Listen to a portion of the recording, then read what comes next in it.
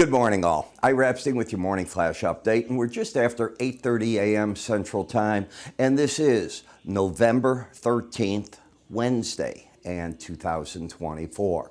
So as we look at the markets, the gold up about $11, $12. It's a bounce. It is not a trend change as I'm seeing it. Silver market up about 30 cents. The copper, though, down 310.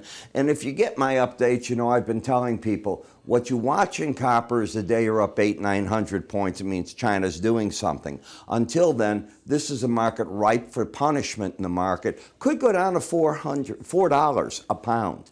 And that's quite a drop from where it was, all because nothing happening, in my opinion, in China, which consumes half the copper of the world. So their consumption's going to fall. As copper goes, so are the energies. Same market. All right, so China not buying and doing anything. Now, in the U.S., we have the CPI numbers, and I'll show them to you in a minute. It's important to see that we're getting a bounce off of them in futures, not a material one, but a bounce. At least interest rates aren't going up. So let's take a look, if we could, at those numbers. Let's go to CPI first. No big changes here. If you wanted to say, oh, one number was a little hot, it would be the CPI year over year, up 2.6. They expected 2.5, and the prior was 2.4. So we're sort of doing this. Not this, but sort of this. We've reached a new plateau and we're holding. Is that enough for the Fed to cut rates in December? That's going to be the big question. I don't know if it is or isn't. I still lean into the camp that, what are you softening? Why are you taking the restriction on if inflation numbers aren't falling the way that you want? And you can't argue that these are falling. You can argue that they've stabilized, but that's it. When you look at the mortgage market headline, Neil Kashkari was on this morning on Bloomberg, and I was watching the interview, and he made it very clear. The Fed doesn't control what can happen with mortgage numbers, period. It's based on mostly the 10-year note, and that is not where the Fed has its impact. The Fed has its impact in the very short-term part of the curve yield and not the longer term. And as he said, it's market forces. It'll be supply-demand that affects that over time.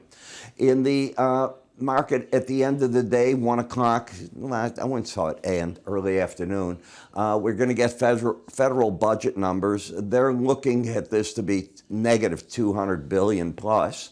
The API numbers will come out this afternoon at about 3:30, and we'll see what they carry for us in the marketplace. You know, we're seeing more appointments coming in from the Fed cabinet, from the president's cabinet, not the Fed. I'm still caught on the Fed. And I've seen the first really problem name that has been thrown out, I think, that would not pass muster if it goes to the Senate. And it's the Fox News contributor, Pete Hegseth? The man is not a military man. He served in the National Guard and did do some tour duty in, around the world in different areas. No question there. He's the head of the Secretary of Defense. That doesn't qualify you. You need a general. You need somebody that really is a military person to run defense and do that. He's a newscaster at the end of the day that has been critical of the military. That does not qualify, in my opinion, him to get that job. So we will see. I mean, you can argue some of the others too, but this one really stands out, and I don't get it, all right? So you can write me and give me troubles. Now, another thing. You know, I do the end of the day reports and so on, and one of them you all watch are the spider ones. If you have any stocks you want me to rotate out and put new ones in, this is a fabulous time to let me know which ones you want to do. We're coming into the end of the year. I'm making gradual changes now in them, and I want to go with that even further.